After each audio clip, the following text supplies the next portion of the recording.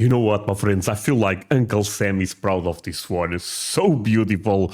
What a great investment. But that said, we have a video to react, and the title goes this way. 7 American habits that are rude in Europe. My friends, I really wonder what those are. But before I go into that, let me ask you for one thing.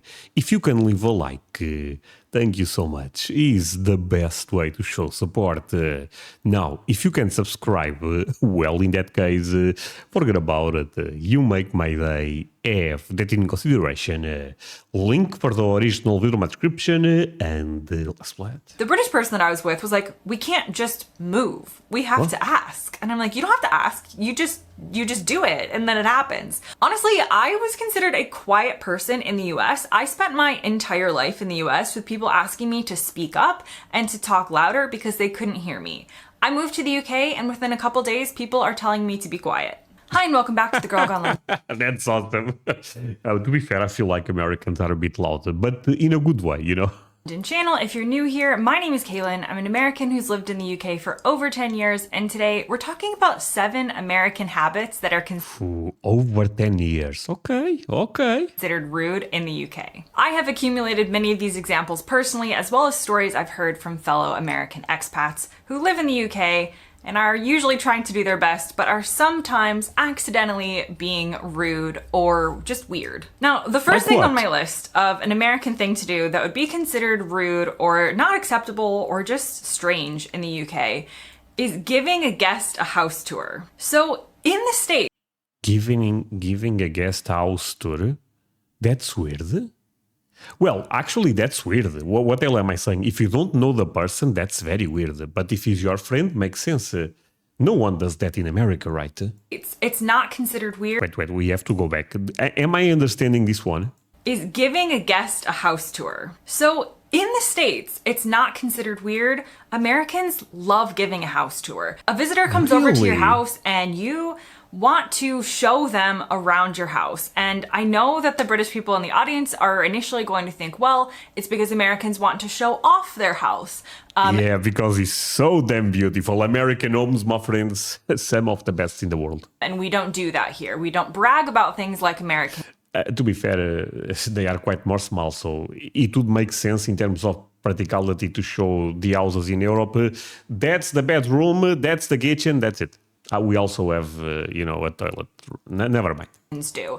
And in some ways, that could be true. You could be proud of your house or things that you've done to it, and maybe you do want to show it to somebody for some appreciation. However, there is also another element to this to consider. Now, what I've come across in the UK is that your house is considered a very personal space for the people who live there. And of course, you can have visitors over, and people do have visitors over at times, but it seems to be that British people love meeting out and about. So typically, a British... I actually relate with this. This is kind of like the same in Portugal, I would say. So Americans here are a bit different. Home is going to be smaller than an American home in many instances, so practically it doesn't always make sense to have people in your space. But equally, in the UK, we have pub culture and restaurants that allow you to sit and enjoy your meal for more than like 20 minutes. So in the UK, meeting friends and meeting people out is much more done than in the US. In the US, we do enjoy our home as a place to have people over for longer periods of time. And so this reflects back on why Americans love giving a house tour, because in some ways we are trying to make our guests feel at home. And I'm not in any way saying that we're showing them our underwear drawer, but you might show them around and take them around your house in kind of a welcoming kind of way.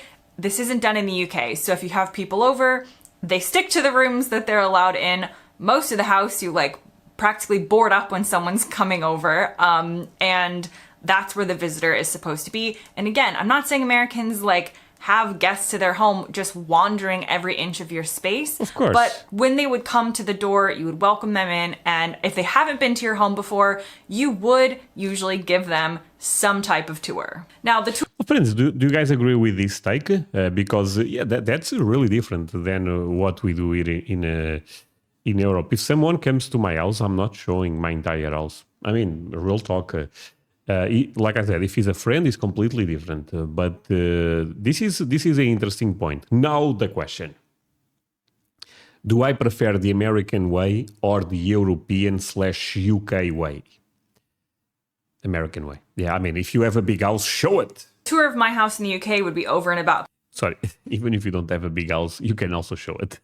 Usually give them some type of tour. Now, the tour of my house in the UK would be over in about 30 seconds because, as I said, typically homes in the UK are smaller than in the US. But again, this would be considered weird or rude in the UK because it would mostly be seen as you're trying to show off your home, and that's something that is not done. Now, the next thing on my list actually has to do with American servers within a restaurant and the behavior that would be considered rude, which is not only constantly checking in on you and kind of, in some ways, probably to a British person, bothering you during your meal, but in the US, servers, just as a general rule, this isn't just one person or considered rude or anything, they will give you your check or your bill for the meal basically as soon as they've delivered the food. What? Oh, that's rude, actually. So, my friends, the thing it is, look, I go to a restaurant, I ask for the food comes, I see the person that delivered the food when I'm going out. That's it. The person never comes. Maybe when I'm buying, the person goes, everything okay? And sometimes, if it's a fancy restaurant, she or he may come and say, oh, everything is okay. But normally, in a lot of places, that's it. If not that, like a couple minutes after. That would be... And we are always the one asking for the bill, They never bring them. As soon as they've delivered the food. If not that, like a couple minutes after. That would be considered extremely weird and extremely rude in the UK, as if your server is trying to get rid of you. But the thing is, in America, they kind of are, because they rely on tips, which is an entirely different video, and so much of their wage comes from being able to turn over tables quickly. And this would never fly in the UK. The restaurant experience is totally different.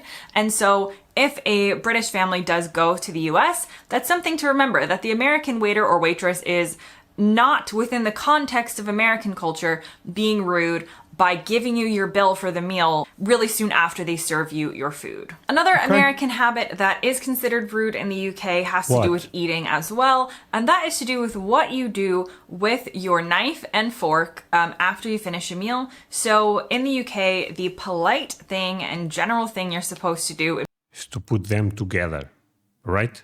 People just seem to do as a matter of like not even thinking about it, is you put your utensils together on your plate and it looks... Okay, let's all be honest. Everyone does this, right, my friends? Americans? This is not common in America? Looks something like this. And this is not really done in the US. So there is no official... What? My friends, I grew up with people teaching me this. You put the fork and the knife this way when you are done. That way we know. Looks something like this. And this is not really done in the US. So there is no official signal for I have finished my food or I am done with my meal. And you kind of just leave your utensils wherever you want to leave them. They could be on the plate, they could be off the plate, they could be making a cross, they could be like just stacked in any weird old way. You basically... Is this true, my friends? Okay, this one surprises me. Just throw your utensils down and that means you're done. That is considered rude in the UK in the sense that it's just the polite thing to do to finish your meal by putting your utensils together on the plate, which is something that I have gotten better at remembering to do, but I still have to sometimes remember to do it naturally, and I see other people around me in the UK just doing this naturally, and I have to remember to gather all of my utensils and put them in this line on the plate to show that I'm done. The next thing on my list is Americans being loud. So Okay, but this one, I actually think Americans are more expressive. So. I mean, I'm not going to sit here and say that we're not loud. We are loud. Honestly, I was considered a quiet person in the US. I spent my entire life in the US with people asking me to speak up and to talk louder because they couldn't hear me. I moved to the UK and within a couple days, people are telling me to be quiet. Americans just speak loudly. We just are loud, and it's a trait that is considered relatively rude in the UK because it's infringing on other people's right to enjoy the Honestly, I don't mind it. I have to be honest. For me, it's whatever. Environment surrounding them. And this is particularly prevalent with Americans on like public transportation in the UK. So if you take the tube in London or a train, you can usually hear the Americans before you can see them. It's just, we're not trying to be rude. We just culturally are loud. And another thing to remember the next time you hear a loud American in the UK is that within the country that we're from, because everybody is loud, you have to speak louder and louder and louder to be heard over the other people. So it doesn't come across as being loud in the US because everybody's being loud. Whereas here in the UK, definitely people are a bit more reserved and a bit more quiet, and suddenly I become the loudest person in the room. The next American habit that... You know what, my friends? This one does not bother me at all. I like how Americans speak and express themselves. It's considered rude in the UK, and this is definitely a little bit... Honestly, the one so far that is surprising me is the fork and knife, you guys not putting them together when you are done eating. That's weird, my friends. Even for the waiter, sometimes if we put the fork and knife together, she saws that or he and picks that and goes away, you know, because the waitress may assume you are basically done with the food. The next American... It's kind of like a code. American habit that's considered rude in the UK, and this is definitely a little bit of a cringy one, is not saying please or thank you or please can you do this. Not having... Wait, Americans don't say please. Wait, maybe okay. Let's focus. It's considered rude in the UK, and this is definitely a little bit of a cringy one, is not saying please or thank you or please can you do this. Not having those like niceties attached to what you're saying. And this is definitely one of those things I notice when I'm in the US. An example would be if you are in a store and asking where something is. In the UK, you would go up to a person and you would say, "Oh, sorry, can you please tell me where the flour is?" Or you would just... Oh, but that's being nice. That's having good manners. Well, friends, I see the comments you guys leave me sometimes with questions, and you guys are so polite. This one I may have to disagree. But again, I never went to America. I don't know for sure, but... Just have all these different words to say, excuse me, please can you help me, or something like that. In the US, a lot of people, and this does depend on region a little bit, but a lot of people would just go up to the person in the store and they wouldn't have any of these other words. They would just say, "Where's the flour?" And they might say it in a way... What?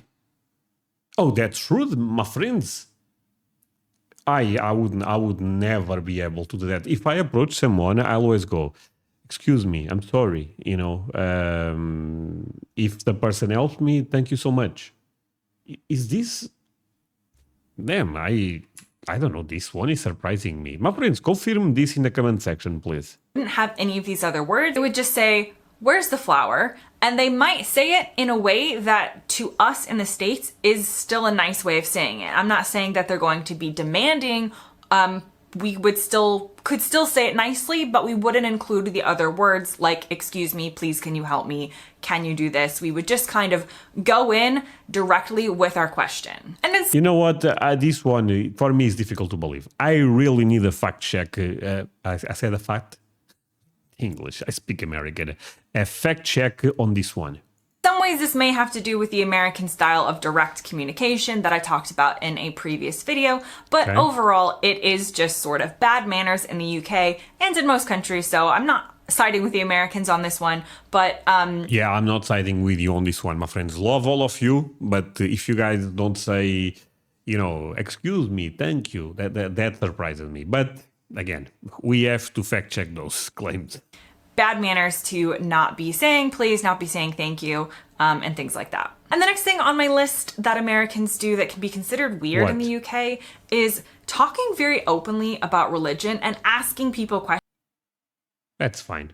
Questions about their religion. And what I mean by this is In the UK, religion is seen as a personal thing. So you might go to church, you might not, you might go to another religious venue, you might not, but you're not going to expect people that you don't know to ask you about it. In the US, this is a little different. As a country, America is much more religious than the UK, and it is seen as more appropriate to ask a stranger maybe where they go to church, because the assumption is that a lot of people do, especially in certain parts of the US, or you might ask them what religion they are. And again, there's going to be differing experiences of this depending on where you live in America and your age and, you know, your social group and things like that. But as a Okay, this one is interesting because actually when it comes to religion, I feel like I'm the one that pushes the conversation the most in the channel.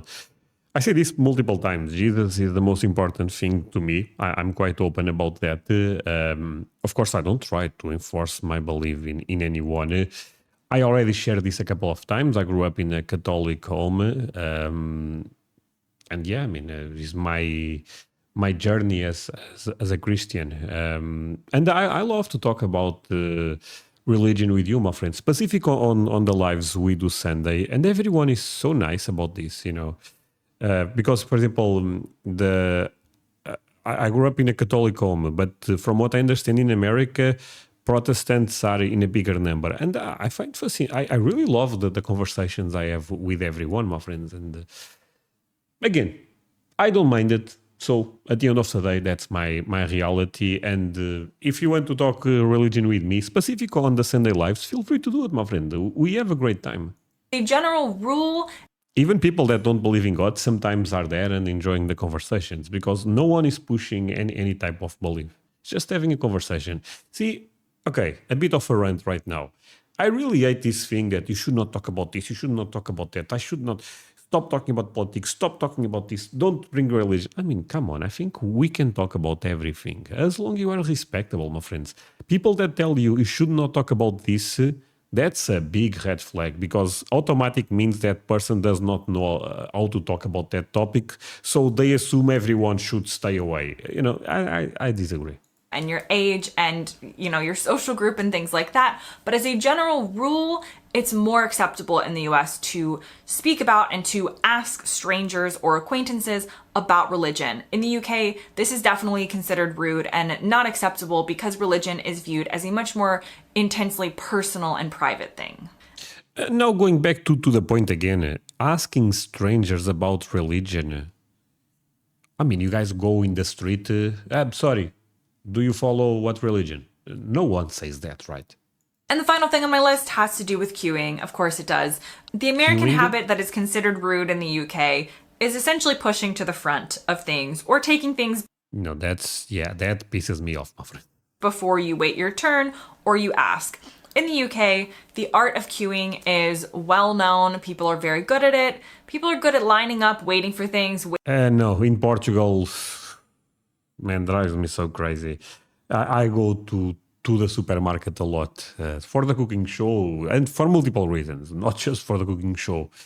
Look, here, my friends, you guys know, I love all women in my channel. But I'm going to say something controversial. Women are the worst when it comes to not respecting the lines. I don't even remember a time a man ended up crossing the line. Woman is every day I go to the supermarket, specific older women. They really believe they have the right to go, to be first. Look, if they ask me, I say, okay, that's fine. When they don't ask me, my friends, oh man. Waiting your turn. Triggers the British way is sort of just being like, no, you go first. No, you go first. Or just really having a sense of order when it comes to who gets what next. In America, it is kind of everyone for yourself. We are very bad at lining up. I don't know if you've seen the scene in an iconic American Christmas film called Jingle All the Way with Arnold No idea. Schwarzenegger, of all people. But there is Arnold Schwarzenegger making a Christmas movie? What? a scene when they get a toy into the toy shop that all the parents want, and they essentially trample each other to get to it. This has happened in the US. This is something that I watch and I'm like, yes, this makes sense for America. This is kind of how we operate. And we can even take it from the funny, silly, like, physical example of, Sorry, she's really that bad. Wow. not being able to line up or like rushing into a toy shop or something like that. But it also tends to extend to other areas as well. So as an example, there was one time when I was on a plane traveling with a British person, and the plane had empty seats in the same like economy section that we booked. So it wasn't like first class empty seats, but there were empty seats, and there were seats that I would have preferred to sit in more than the one that I had, but there weren't that many empty seats. So my American self was like, we're just gonna move. We're just gonna move. We're not gonna ask. We're just gonna go and move to these other seats that are empty. And this has always worked for me. This is just the American way. I see something that's open. I also do that, for example, when I go to a stadium. If there is a bed, is that weird actually? Okay, maybe this is my the American power of the ad. That yeah, I do that also. And I'm like, okay, nobody else is using this, and it's in the same class that I've booked, so I'm just gonna go and sit there. I'm gonna take it. Do it. The British person that I was with was like, we can't just move. We have to ask. And I'm like, you don't have to ask. You just do it, and then it happens. But the British way can be seen as much more polite and less rude, to not just go and assume you can do things, but to ask, to again wait your turn. Is it okay if I go and sit in that other seat? Where the American in me was just like, no one else is doing it, so I'm gonna go and do it. Or if you're in a grocery store or something similar, maybe you come up to an item that is running out and you get to it at the same time as another person. In the UK, it's often the polite thing to say, oh no, go ahead, you have it, you take it. An American is like, no, I got here 0.3 seconds before you. I'm taking this. Have a nice day. I'm not saying it's the best trait to have. Maybe.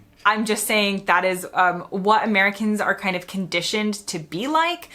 Well, to be fair, there is a lot of generalizations here. I really believe a lot of Americans probably don't agree with it.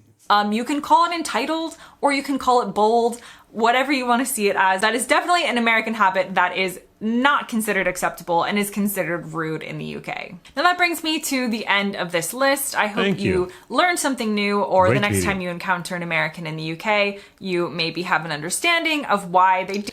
Now, my friends, this what 5 ways British and American coffee is very different. Which is better? Oh, my friends, European coffee is much better than American coffee. I'm sorry, again, you guys know I love you, but coffee, and by the way, if this was Portuguese coffee, even better, of course. UK coffee, I'm not sure, actually. You know what? I want to watch this one. Number 8, this is 8 minutes. Number 8, if I should watch this one, my friends. Leave that in the comment section, and that way I know you end up staying until the end. That said, thank you so much for watching this with me, my friends. Really, really means a lot. See you guys in the next one.